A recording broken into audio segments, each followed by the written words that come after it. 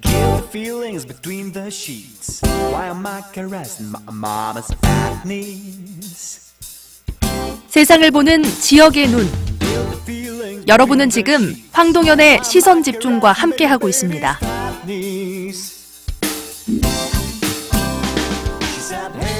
전국 7개 도시에서 열렸다고 하는데요. 이 성소수자들의 축제인 2018 큐어 문화축제.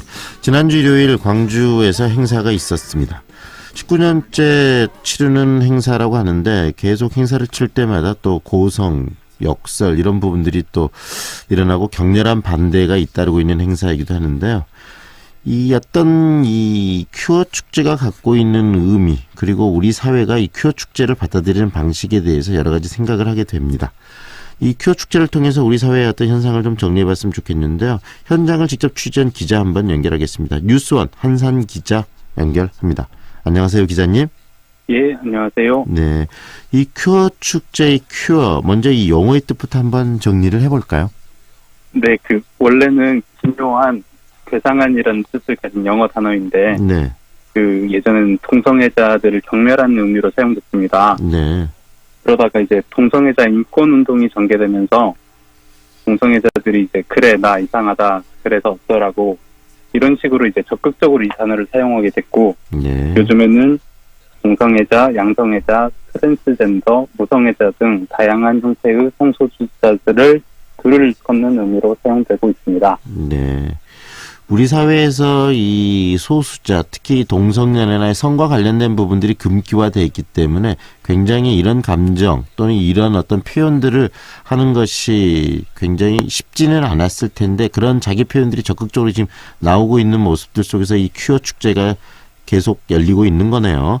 네, 그렇습니다. 큐어 축제 해마다 지금 이어지고 있고 올해도 19번째 축제라고 하는데 어떤 식으로 그리고 어떤 행사로서 열리고 있는지도 소개 좀 해주시죠.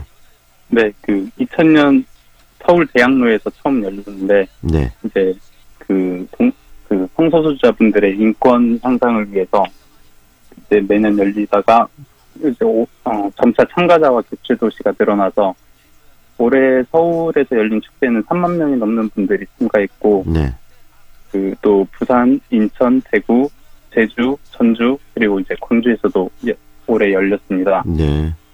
광주에서 열린 것은 올해가 처음이었습니다. 네. 광주에서 올해 열린 게 처음이다. 결국은 광주에서도 성소수자들의 자기 본인들의 스스로에 대한 표현들이 이제 분출되기 시작했다는 이야기인데요. 지역에서 처음 열려서 그런지 굉장히 좀 논란도 뜨거웠던 것 같습니다. 취재 현장 또 취재 과정에서 그런 부분을 좀 느끼셨습니까? 어떻습니까?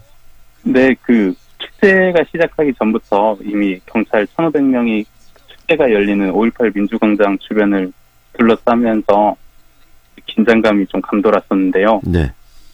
행사장 안에서 축제를 진행하는 동안에는 양쪽에 설전이 오갔을 뿐 물리적 충돌은 없었습니다. 네.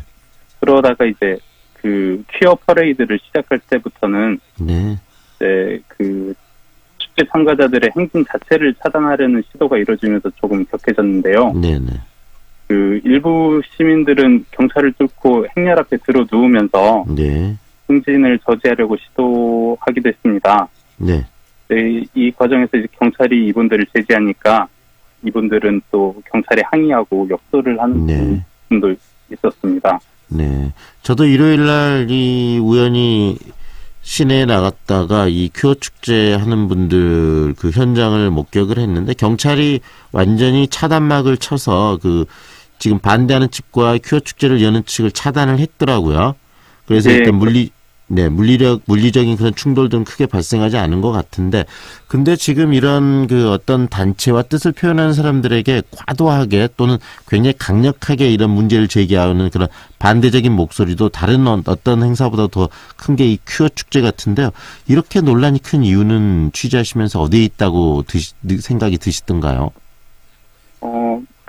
다른 지역에서 보여줬던 노출이 심한 의상을 입고 온다거나, 네. 애정 행각을 벌이는 모습들은 이번에 광주에서는 발견되지는 않았습니다. 네. 근데 일부 개신교 단체에서 강력하게 반대하는 이유는 네. 제가 봤을 때는 성경 창세기에 나오는 소돔과 고모라를 들어서 네. 특히 이제 동성애자분들의 성적 문란을 우려하시는 것 같은데, 네. 성소수자 중에는 이제 어느 대상에도 성욕을 느끼지 못하는 무성애자들 분들도 있는 걸 보면 이런 그 개신교 일부 비판은 성소수자들이 성적으로 문란할 것이라는 편견에서 비롯된 것이 아닌가 하는 생각이 들었습니다.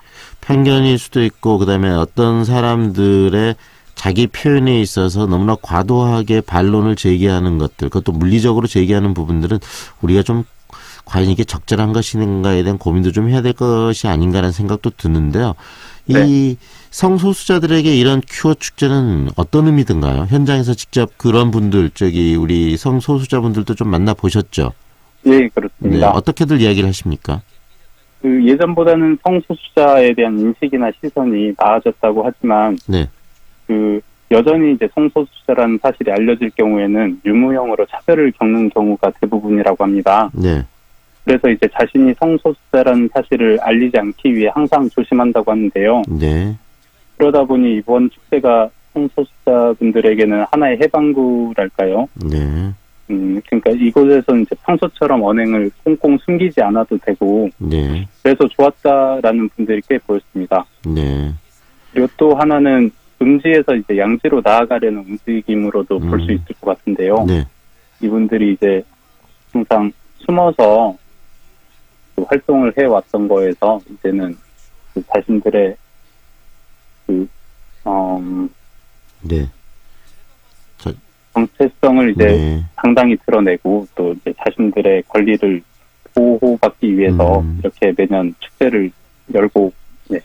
이제는 감출 것이 아니고 스스로들의 권리를 좀 주장하자, 그리고 그런 법률적으로 보호받을 수 있는 시스템들을 만들어내자는 측면에서 이런 축제들을 계속 펼친다는 말씀이시네요.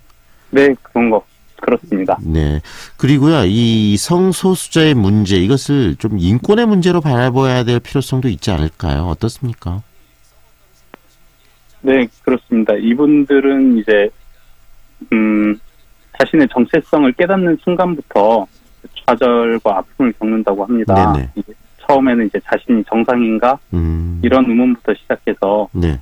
이후에는 이제 그 자신들에 대한 편견 이런 데서 이제 좌절하고, 또 일상에서 겪는 불편도, 예를 들어 이제 그 응급실 수술을 받아야 하는 경우에 보호자 동의를 받아야 하는데, 이분들이 이제 법적으로 결혼을 할 수가 없다 보니까, 네. 연인에 대한 이제 연인의 수술에 대한 이제 동의를 이분들은 해줄 수 없는 뭐 그런 현실적인 제약도 있다고 하더라고요. 네네.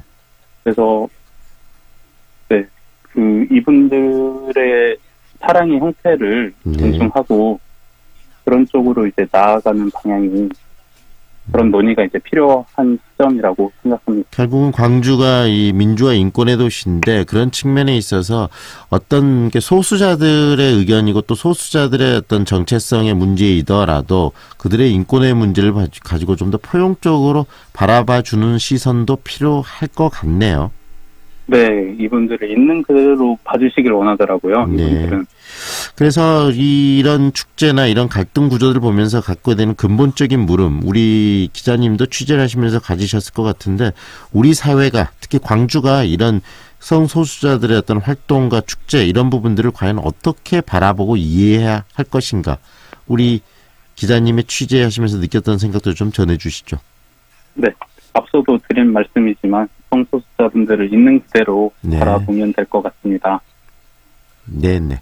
오늘 말씀 여기까지 듣겠습니다. 고맙습니다.